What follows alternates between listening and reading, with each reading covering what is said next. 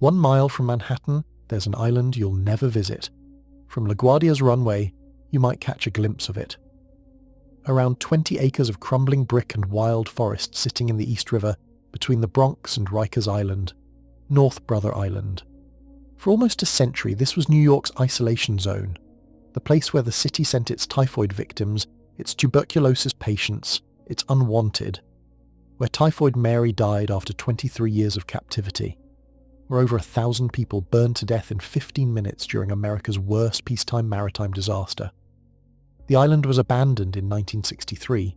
Nobody has lived there since. Today, the buildings are collapsing into the earth. Vines strangle the Victorian facades. Trees grow through windows that once looked out on quarantine wards. The entire island is a bird sanctuary now, sealed by federal law. You can see the ruins from shore, but stepping foot there requires government permission that almost no one receives. This is the story of America's most forbidden ghost town, hiding in plain sight beneath the flight path of one of the world's busiest airports.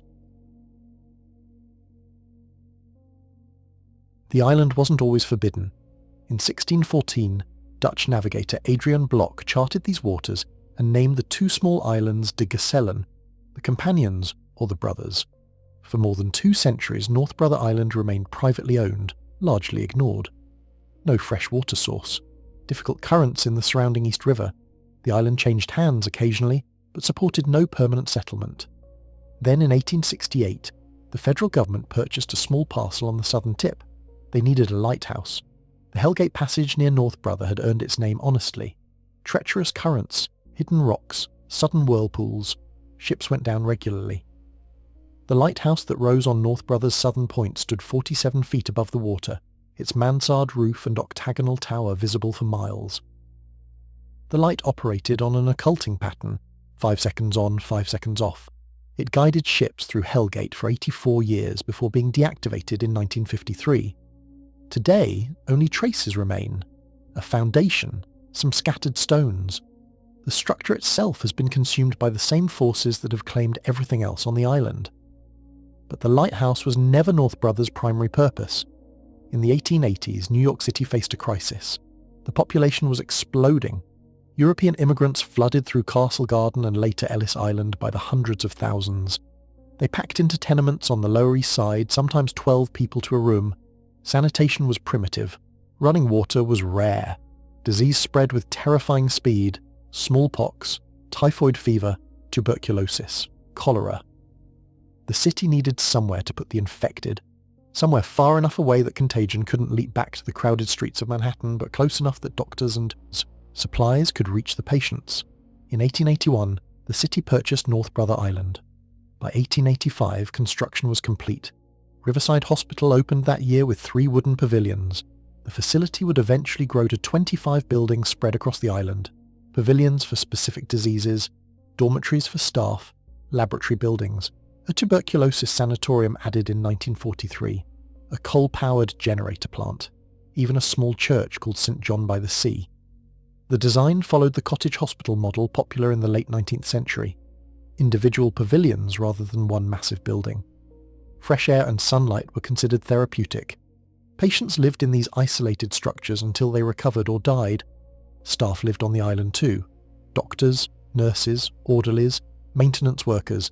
They commuted by ferry from the Bronx. Some chose to live in the staff housing rather than make the daily journey. For almost 6 decades, North Brother Island functioned as New York's primary quarantine facility. The arrival of patients varied with the season and the epidemic. In 1916, polio ravaged New York City. Riverside Hospital treated hundreds of children that summer. Most never saw their families again. Parents were told their children needed isolation. Visits were impossible. Some children recovered. Many died alone, in wooden beds in pavilions that smelled of carbolic acid and fear.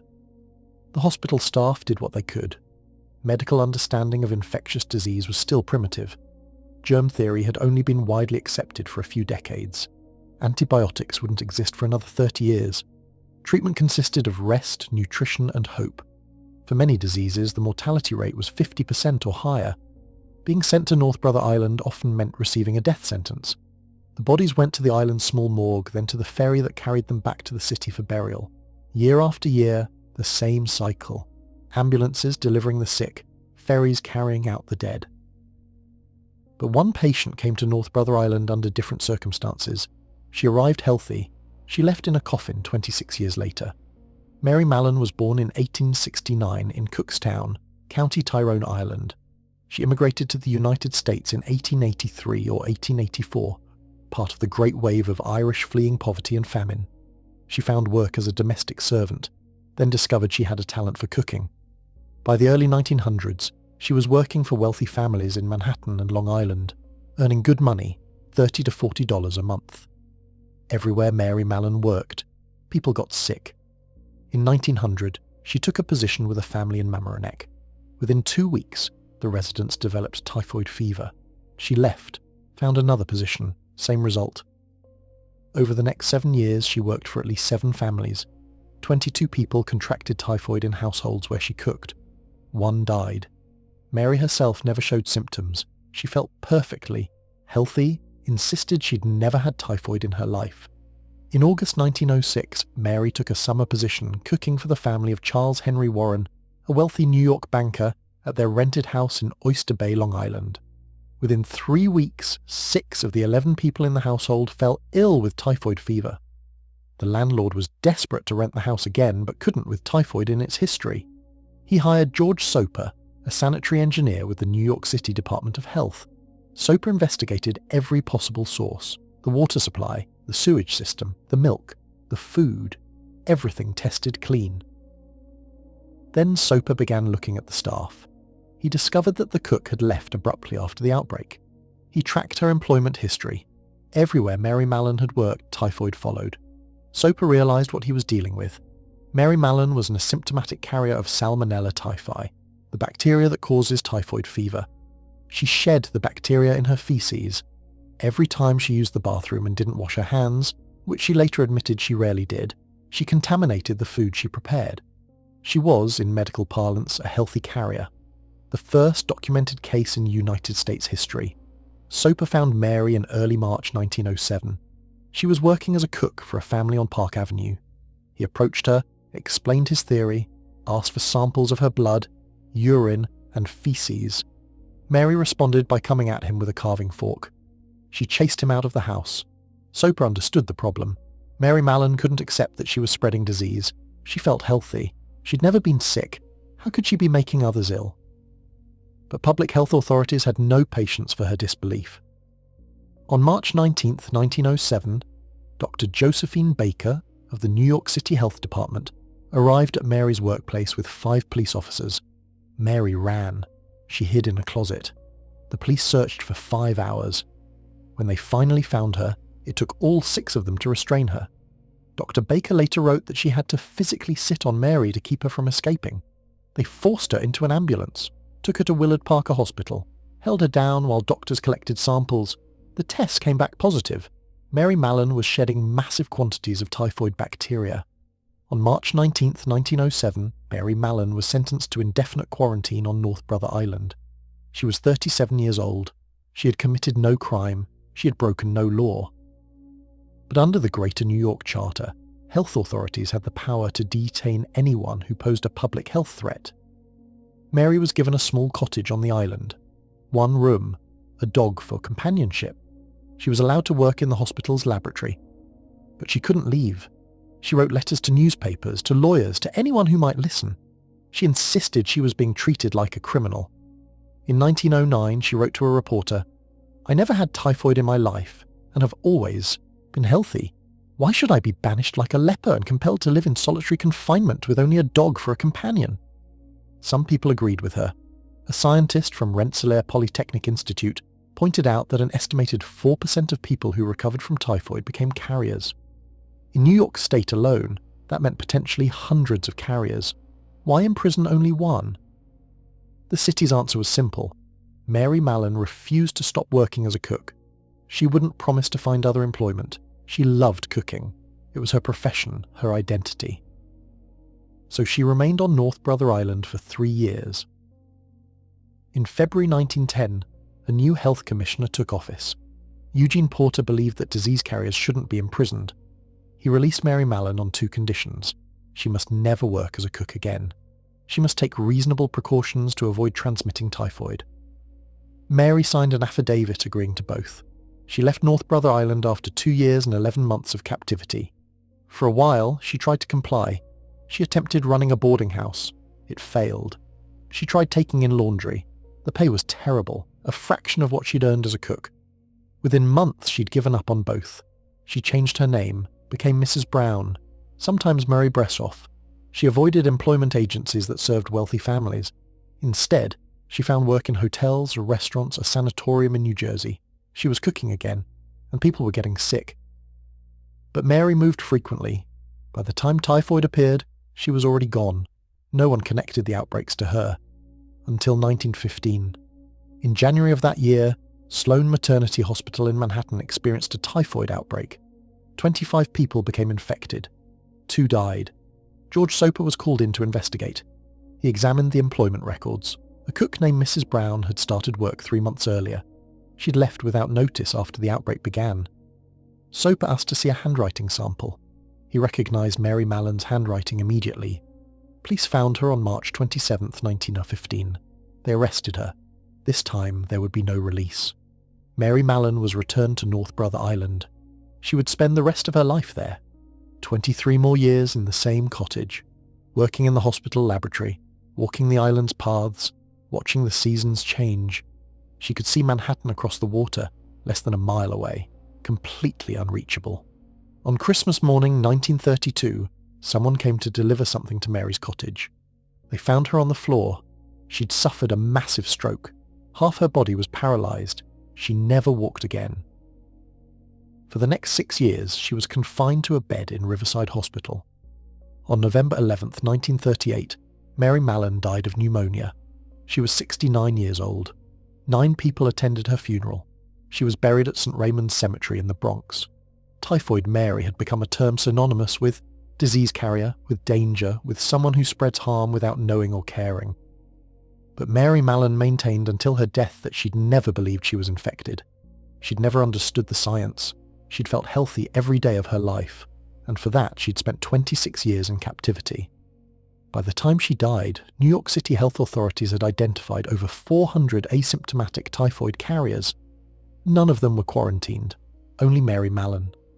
Whether that was because she was a poor Irish immigrant woman or because she'd refused to stop cooking remains debated. What's certain is that her cottage on North Brother Island became her prison and her tomb. Mary Mallon arrived on North Brother Island in March 1907. 3 years earlier, the island had witnessed something far more sudden and far more terrible. June 15th, 1904, was a Wednesday morning. The weather was perfect. Clear skies, warm sun, light breeze. In the Little Germany neighbourhood on Manhattan's Lower East Side, families were preparing for their annual church outing. St. Mark's Evangelical Lutheran Church had chartered the steamship General Slocum for $350. Nearly 1,400 passengers boarded that morning at the 3rd Street Pier. Most were women and children. The men had gone to work. This was an end-of-school picnic, a tradition the church had maintained for 17 consecutive years. The destination was Locust Grove, a picnic ground on Long Island's North Shore, about 2 hours away by steamship. The General Slocum was a sidewheel passenger steamer built in 1891, 250 feet long, licensed to carry 2,500 passengers. The ship was made of white oak, locust, and yellow pine. Highly flammable materials, though no one was thinking about that on such a beautiful morning. The passengers sang German songs as the Slocum pulled away from the pier. A band played on the upper deck. Children ran around waving flags. The mothers carried picnic baskets. Everything was joyful. At 9:40 in the morning, about 30 minutes into the voyage, the Slocum passed East 97th Street. The ship was steaming up the East River at 15 knots. A small fire started below deck in a storage compartment. The exact cause remains unknown, most likely a match or cigarette carelessly tossed into packing hay. A deckhand noticed smoke coming through the floorboards. He went below to investigate. The forward cabin was engulfed in flames. The crew ran for the fire hoses. The hoses burst under pressure. They'd rotted through from age and neglect. The crew had never conducted fire drills. They didn't know what to do. They ran back to the upper deck and told Captain William Van Schaik that they had a fire that could not be conquered. Van Schaik faced an immediate decision. The ship was near the Hellgate Passage, approaching the narrow strait between Queens and the Bronx. Shore was close on both sides. He could beach the Slocum immediately on the Queens shoreline near 130th Street, or he could continue forward to North Brother Island, about a mile and a half ahead. Van Schaik later testified that he feared beaching the ship near the gasoline storage tanks and lumber yards along the Queens shore. He ordered the Slocum forward, full speed ahead. That decision killed hundreds of people. The ship's speed fanned the flames. Within minutes, the fire engulfed the entire vessel. Passengers on the upper decks realized what was happening. Panic erupted. Women grabbed their children and jumped overboard. Most couldn't swim. The period clothing of the day, heavy dresses, layers of undergarments, pulled them under immediately. The East River's current swept them away. Other passengers tried to reach the lifeboats. The lifeboats had been painted over so many times they were stuck fast to the deck. Some were held in place with wire. The crew couldn't release them. Children were trampled in the crush. Parents threw their babies overboard, hoping someone would rescue them. The paddle wheels kept turning, churning the water, beating people to death. Others grabbed life preservers from the bins. The life preservers had been on the ship since 1891. They'd rotted. The cork inside had disintegrated into powder.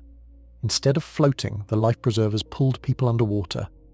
The Slocum raced forward, a floating inferno trailing bodies in its wake. On North Brother Island, staff at Riverside Hospital saw the burning ship approaching. They'd been watching for several minutes, unable to believe what they were seeing. When they realized the ship was heading directly toward them, they sprang into action. Doctors, nurses, orderlies, convalescent patients, everyone ran to the shore. The Slocum grounded sideways about 25 feet from the island's beach. Captain Van Schaik was the last person off the ship. He jumped into the water and swam to shore, badly burned and temporarily blinded. Behind him, the ship was burning from bow to stern. Rescue vessels arrived from all directions: tugboats, fireboats, police boats, private yachts. Some of the rescue ships caught fire themselves while trying to get close enough to pull people from the water. Hospital staff threw ropes and life preservers. Some nurses dove into the water to grab passengers.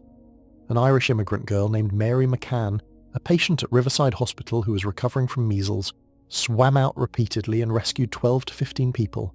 She was later awarded a gold medal by Congress. Prisoners from Rikers Island rowed out in small boats and pulled victims from the water. Within 15 minutes, the General Slocum had burned to the waterline. By noon, bodies covered the lawns of North Brother Island. 150 on the beach, more being pulled from the water every few minutes.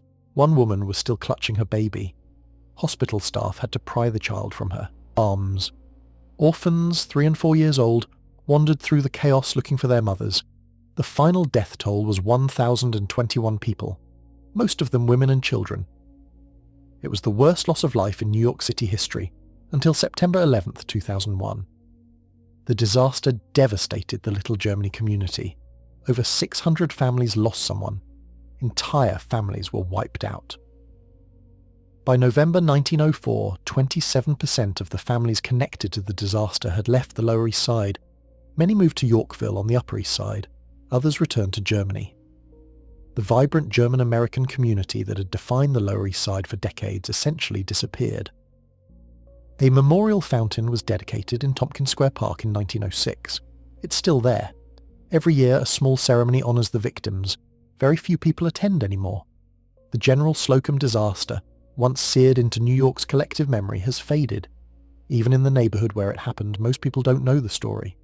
President Theodore Roosevelt appointed a commission to investigate. They found systematic negligence. The fire hoses had never been replaced. The lifeboats were unusable. The life preservers were filled with disintegrated cork. The crew had never been trained in fire procedures. The Steamboat Inspection Service, the federal agency responsible for preventing such disasters, had inspected the Slocum just 5 weeks before the fire and certified it as safe. Captain Van Schaik was convicted of criminal negligence and sentenced to 10 years at Sing Sing prison. He served 3.5 years before President William Howard Taft pardoned him on Christmas Day 1912. The Knickerbocker Steamboat Company, which owned the Slocum, faced civil lawsuits but survived. Maritime safety standards were strengthened significantly in the wake of the disaster. But for the families who lost mothers, daughters, sons, sisters, the reforms came too late. The bodies of the victims were laid out in temporary morgues across the city. Some were never identified.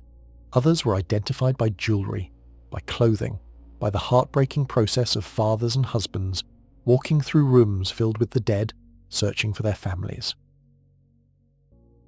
For decades after the General Slocum disaster, Riverside Hospital continued to function. Tuberculosis became the primary focus in the early 20th century.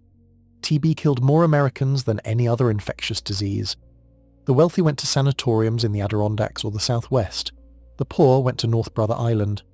The Tuberculosis Pavilion, completed in 1943, was a massive 4-story structure, 83,000 square feet. By the time it opened, TB was becoming treatable. Antibiotics were on the horizon. The need for quarantine facilities was diminishing. The pavilion was used, but never to capacity.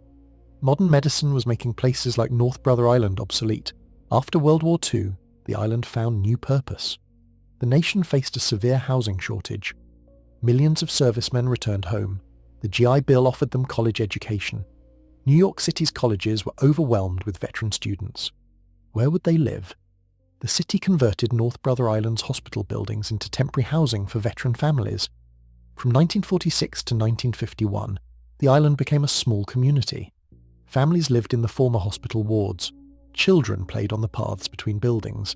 A ferry ran regularly to the Bronx. One of the residents later recalled commuting from North Brother Island to public school in the Bronx, calling the island paradise. For a brief period, North Brother Island wasn't a place of death and isolation. It was home. But the housing shortage eased. By 1951, the veterans and their families had moved out. The island sat empty again. Then in 1952, New York City tried something new, a drug rehabilitation centre for adolescent addicts.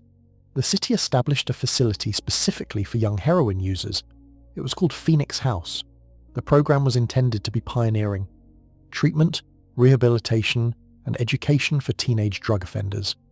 The reality was far darker. Addicts were locked in rooms until they went through withdrawal. Many believed they were being held against their will. Staff corruption was rampant. Treatment outcomes were poor. Most addicts left in worse condition than when they'd arrived. Bad press mounted. The facility became controversial. In 1963, Phoenix House closed. North Brother Island was abandoned. Nobody has lived there since. The city considered various proposals over the following decades. Mayor John Lindsay wanted to sell the island. Mayor Ed Koch suggested converting it into housing for the homeless. Various architects and urban planners submitted visionary designs, a prison extension, a continuation of Rikers Island. None of the plans went anywhere. The cost was always too high, the logistics too complicated. The island sat untouched. In 2001, the New York City Parks Department took official ownership. In 2007, the island was purchased with $2 million in federal grant money from NOAA's Coastal and Estuarine Land Conservation Program. It was designated a Forever Wild Preserve, a bird sanctuary, public access prohibited. The reason given was protection of nesting sites for water birds, herons, egrets, cormorants. The black-crowned night heron established a major colony on North Brother Island in the 1980s. For decades, it was one of the largest nesting colonies in the New York area. Then, inexplicably, in 2008, the herons abandoned North Brother Island. No one knows why. They moved to South Brother Island instead. Today, barn swallows nest in the abandoned buildings. Other bird species use the island seasonally. But the prohibition on access remains absolute. In the 6 decades since abandonment, nature has reclaimed North Brother Island with astonishing speed. Aerial photographs from the 1940s show a well-maintained campus, manicured lawns, clear paths between buildings, open space. Today, the island is a jungle. Dense forest covers almost everything. Ailanthus trees, sometimes called trees of heaven, grow 40 feet tall. English ivy and kudzu smother entire buildings. Grapevines thick as your arm climb through broken windows. The buildings themselves are collapsing. Roofs have caved in, walls are crumbling. The Tuberculosis Pavilion, once the largest structure on the island, is a skeletal ruin. Trees grow through the wards. Windows are empty black rectangles. Inside, rusted bed frames are stacked against walls. Rotted furniture litters the floors. Patient records are scattered everywhere, slowly decomposing into pulp. The nurses' dormitory, a once grand Victorian mansion, still stands. You can see coloured tile in the bathrooms, a large porcelain bathtub on the 3rd floor. But the structure is unstable. Floors sag, ceilings bow, the coal plant is a shell. The church is gone, consumed by vegetation. The staff housing is identifiable only by its foundations. In some places, the undergrowth is too thick to pass through. Paths that once connected the buildings have vanished entirely. Only the buried infrastructure remains. Fire hydrants, lamp posts, streets, hidden just beneath the soil. The island is sinking. Not all at once, but gradually. Sea level rise is accelerating. North Brother Island sits very low. Most of the eastern side was artificially created in 1909, 4 acres of landfill that extended the island by 25%. Hurricane Sandy in 2012 eroded much of that landfill. The shoreline is retreating. Buildings near the eastern edge are collapsing into the river. The Parks Department has stated that North Brother Island is ground zero for rising sea levels. Within decades, significant portions of the island will be underwater. The buildings that remain will eventually collapse completely. Nature is not preserving North Brother Island. Nature is consuming it. Getting onto North Brother Island today is nearly impossible. The Parks Department issues permits only for compelling academic and scientific purposes. Researchers studying bird populations, journalists on rare, supervised visits. Even with a permit, access is restricted to a narrow window in the fall, between breeding season and winter. All visitors must be escorted by Parks Department staff. The island is considered extremely hazardous. Buildings could collapse at any moment. Open manholes and unstable floors make walking dangerous. There's asbestos in many structures. Lead paint. Decades of decay have turned the island into a death trap. But that hasn't stopped people from trying. Illegal visits have been documented. Urban explorers who kayak from the Bronx under cover of darkness. They post photographs online. Rusted wheelchairs, decaying medical equipment, graffiti on crumbling walls, patient records lying in the rain. The photographs are haunting. Empty rooms that once held the dying. Staircases that lead nowhere. Windows that frame views of Manhattan's skyline. The same skyline that Typhoid Mary looked at for 26 years. The contrast is profound. North Brother Island exists in a state of frozen time. The rest of New York City has moved on. But on this 20-acre plot in the East River, 1963, still lingers. In 2014, New York City Council member Mark Levine led a delegation to the island. He proposed opening it for limited public access, light touch, environmentally sensitive tourism. In 2016, the council commissioned a study from the University of Pennsylvania's School of Design. How could the island be converted into a park while preserving its historic structures and ecological value? The study revealed enormous obstacles. The cost would be prohibitive. Millions of dollars just to make the island safe for visitors. A new dock would need to be built. The existing structures would need to be stabilised or demolished. There's the question of what to preserve. The tuberculosis pavilion is too far gone. The nurses' dormitory might be salvageable. 2 buildings at most could be restored. The rest would have to come down. Environmental groups objected. The bird sanctuary designation must be maintained. Human access could disturb nesting sites. The project stalled. By 2017, it was clear that North Brother Island would not be open to the public. Too expensive, too dangerous, too environmentally sensitive, the island would remain forbidden. But there's another reason North Brother Island stays closed. A reason rarely stated outright but understood by everyone who knows the island's history. North Brother Island is a tomb. Thousands of people died there, in the hospital wards, in the General Slocum disaster, in quarantine cottages. Their suffering is embedded in the place. Opening the island to casual tourism feels wrong to many people. This isn't a historic house where you can walk through period rooms and imagine the past. This is a place where desperate people spent their final days, where children died calling for mothers who couldn't visit, where a woman spent 26 years imprisoned for a disease she couldn't control. Making that place into a park, into a destination, seems like a violation. So North Brother Island remains sealed, a memorial to itself, accessible only in photographs and in the memories of the few who've walked its paths. The island is visible from several vantage points. If you take off from LaGuardia Airport, you pass directly over it. For a few seconds, you can see the ruins through the trees. From the Bronx shore near Barretto Point Park, You can see across the water to North Brother. It's less than a mile away, close enough to make out individual buildings, the tuberculosis pavilion, the nurses' dormitory. They look almost romantic, from a distance. Victorian architecture overgrown with green. It's only when you get closer that the decay becomes apparent. Some tour companies offer boat trips that pass near the island. They slow down so passengers can take photographs, but the boats don't land. They can't. The island is federal bird sanctuary land. Even approaching the shore without permission is illegal, so people photograph it from a distance. The city's most inaccessible place, visible to millions. There's poetry in that invisibility. North Brother Island has always been about keeping people away. First it kept the sick away from the healthy. Then it kept everyone away entirely. The purpose has changed, but the function remains the same. Distance, separation, isolation. The island exists now as it always has, apart from the city it served, close enough to see but impossible to reach.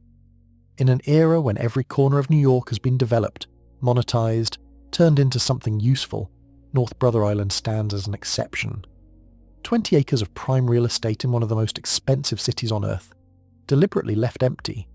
That emptiness has value, not economic value, historical value, ecological value, the value of leaving some places undisturbed. Photographers who have gained access describe the experience as surreal. You step onto the island and you're immediately in another world. The sounds of the city, traffic sirens, construction, fade to background noise. The island is silent except for birdsong and wind through trees. Walking through the ruins is like moving through a dream. Buildings emerge from the forest without warning. You turn a corner and there's a collapsed roof, trees growing through the skeletal frame, patient names carved into doors, medicine bottles lying in the grass, a typewriter rusted into a lump of metal, books with pages turned to mush. The decay is so complete it's almost beautiful. Nature has softened the edges. Vines have turned brutal institutions into ruins that look almost medieval. Time works differently on North Brother Island. 60 years of abandonment feels like centuries. The tuberculosis pavilion dominates the southern portion of the island. It was the last major structure built, completed in 1943, just as TB was becoming treatable. The building is 4 stories tall, a sprawling complex of wards and treatment rooms. It cost hundreds of thousands of Depression-era dollars. By the time it opened, it was already obsolete. Today it stands as a monument to medical progress and human suffering. The wards are empty, beds are gone, probably scavenged decades ago, but the structure remains, slowly collapsing.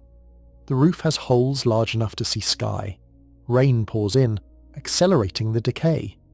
In another decade, the building may be unrecognizable. In 2 decades, it might not be standing at all.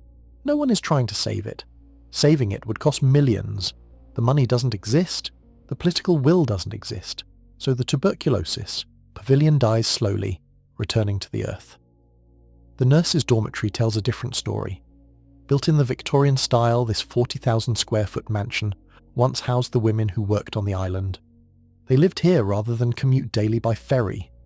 The building had proper plumbing, which was rare for the era.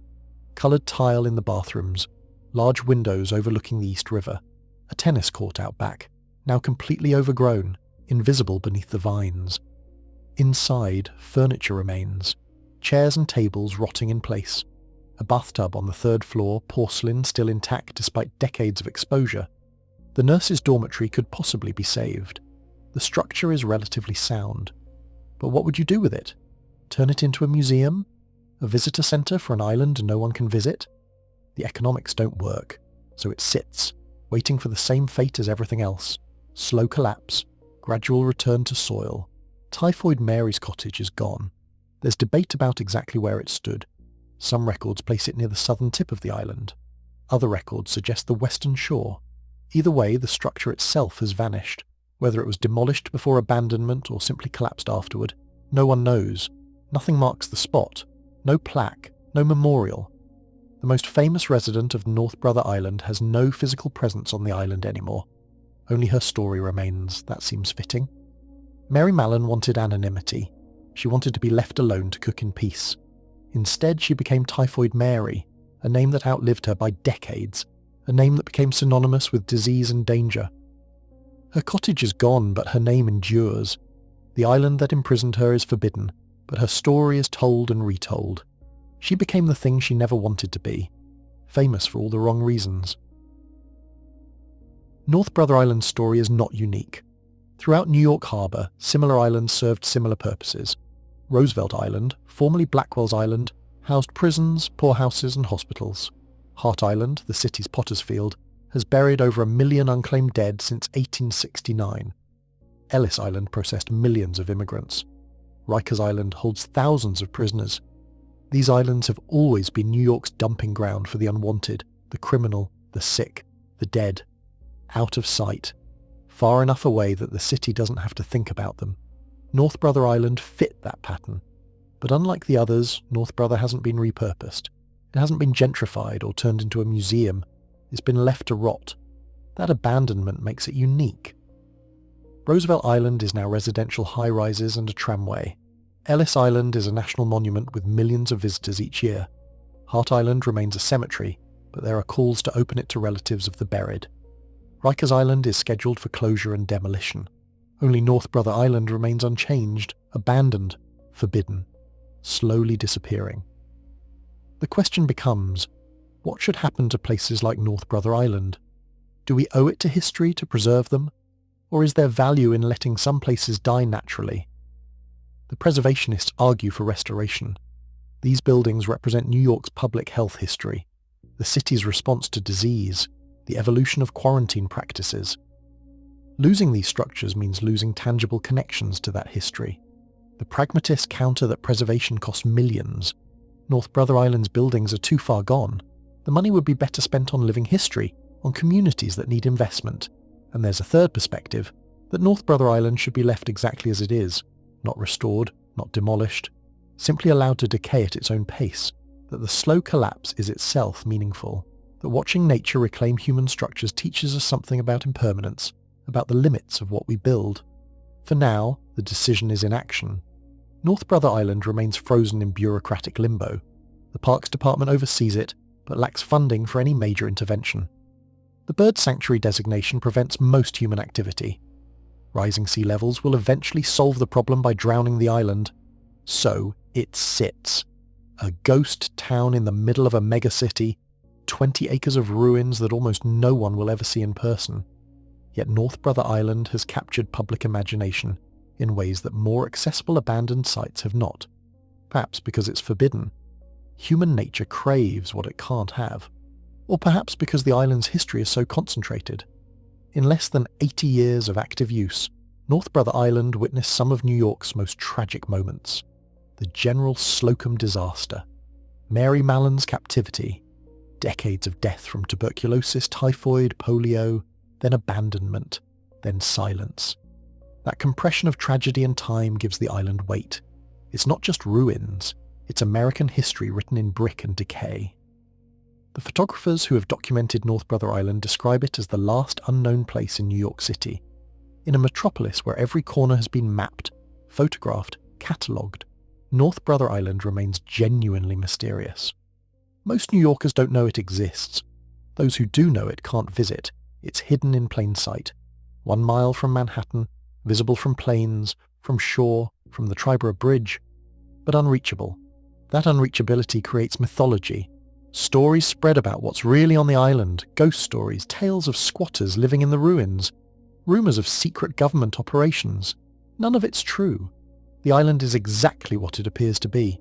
Abandoned hospital buildings, dense forest, bird nests. But mythology fills the space where knowledge can't reach. North Brother Island has become more than a physical place. It's become an idea, a symbol of everything the city would rather forget. Sickness, death, imprisonment, the expendable poor, the immigrants who built the city and died in its hospitals. All of that history sits on North Brother Island, slowly eroding into the East River. In 2017, a fire broke out on North Brother Island. The fire department responded from their training facility known as The Rock, on nearby Randall's Island. FDNY Marine 6 and Marine 1 transported firefighters to the island. The fire had started in one of the abandoned structures. The roof had already collapsed by the time crews arrived. It took 5 hours and 12 minutes to extinguish the blaze. No one was injured. No one should have been on the island in the first place. The fire was likely set by trespassers. urban explorers who kayaked over and got careless. The incident highlighted the ongoing problem. North Brother Island is forbidden but not guarded. There's no security presence, no cameras. The Parks Department relies on the island's isolation and the prohibition against trespassing. Most people respect that, but some don't, and every illegal visit damages the island further. Graffiti appears on walls, artifacts get stolen, buildings that were structurally marginal get pushed past their limits by people climbing through them. The fire in 2017 destroyed one of the few structures that had been relatively intact, accelerated decay that was already inevitable but would have taken decades. One night of carelessness erased years. The fire raised questions about liability. If someone gets injured or killed on North Brother Island, who's responsible? The Parks Department has argued that the prohibition on access protects them from liability. Warning signs are posted. The island's status as a bird sanctuary is well documented. Anyone who goes there does so knowing they're trespassing, but legal experts aren't sure that argument would hold in court. If a building collapses on someone, even a trespasser, the city could be sued. That possibility adds another layer of complication to any plan to open the island. Insurance costs alone would be astronomical. So the easier solution is to maintain the ban on access, keep everyone away, let the island decay in peace. Eventually sea level rise will solve the problem permanently. Climate change is the final chapter of North Brother Island's story. The island sits barely above sea level. Much of the eastern portion is built on landfill that's already eroding. Hurricane Sandy demonstrated the island's vulnerability. Storm surge inundated large sections. The artificial land that had extended the island in 1909 began washing away. Future hurricanes will accelerate that process. Climate scientists predict that by 2050, portions of North Brother Island will be permanently underwater at high tide. By 2100, the entire island could be submerged. The buildings will collapse as their foundations are undermined. The forest will die as saltwater invades. What remains will be scattered. Concrete and brick slowly being ground to sand by the East River's current. In 2 or 3 centuries there will be nothing left. No trace that North Brother Island ever existed. The river will reclaim the 20 acres that humans briefly borrowed. That future feels appropriate somehow. North Brother Island has always been temporary. A lighthouse that operated for 84 years. A hospital that functioned for 78 years. 5 years of veteran housing. 11 years as a drug treatment centre. Even at its peak, the island's uses were provisional. Responses to immediate crises, smallpox epidemics, the General Slocum disaster, the housing shortage after World War II, the heroin epidemic of the 1950s. North Brother Island existed to solve problems the city didn't want to solve on the mainland. Once those problems ended or moved elsewhere, the island was abandoned. It was always a place apart, always isolated, always temporary. That it's now disappearing entirely seems like the logical conclusion. The island served its purpose, now it's returning to the water that surrounds it. But before it disappears, North Brother Island offers something valuable, a glimpse of what happens when humans step away, when buildings are left to decay without intervention, when nature is allowed to reclaim what it lost. The island is a laboratory for entropy, a demonstration that nothing humans build is permanent. We think of our structures as enduring, hospitals, pavilions, mansions built to last. But North Brother Island proves that 6 decades is enough to erase almost everything. The forest doesn't care about Victorian architecture. The vines don't respect property lines. Trees grow through walls as easily as through soil. Given time, nature erases all evidence of human presence. That lesson is worth preserving, even if we can't preserve the buildings themselves. Stand on the shore in the Bronx and look across the water at North Brother Island. It's right there, close enough to see details. The tuberculosis pavilion's empty windows, trees growing through the roof, the vines consuming everything. You can see it clearly, but you'll never touch it. Never walk those paths, never stand in those ruins. North Brother Island exists at a unique intersection of proximity and prohibition, visible but unreachable, known but unknowable. That paradox defines the island's current existence. It's New York's open secret, the ghost town that everyone can see and no one can visit. Perhaps that's the way it should remain. Some places are better experienced at a distance, better preserved in photographs and stories than in person. North Brother Island's value isn't in its physical structures. Those are already mostly gone. The value is in what the island represents. The history of public health, the ethics of quarantine and forced isolation, the cost of industrial progress and urban density, the inevitable decay of everything we build. These ideas don't require walking through ruins. They require thinking about why the ruins exist, what happened there, who suffered there, why the island was abandoned. Those questions don't need physical access. They need attention, memory, respect for what came before. Typhoid Mary spent 26 years looking across the water at Manhattan. She could see the city, see boats passing, see the skyline changing as new buildings rose, but she couldn't reach it. That isolation, that proximity to everything she couldn't have, defined her final years.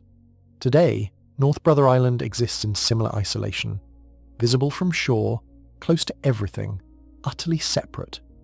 Maybe that separation is the island's final purpose, to remain just out of reach, to make us think about why some places become forbidden, why some histories are easier to abandon than to confront, why 20 acres of ruins in the middle of New York Harbor can be left to disappear while the city around it builds higher and faster and denser. The birds don't care about any of that. The black-crowned night herons that once nested on North Brother Island have moved on, but barn swallows still use the buildings. Egrets and cormorants stop during migration. The island serves them well. No predators, no human disturbance except the occasional illegal visitor. Just ruined buildings providing shelter and the river providing food. In that sense, North Brother Island has found its final use, not for human quarantine, not for housing or rehabilitation, but as sanctuary. The purpose has shifted from keeping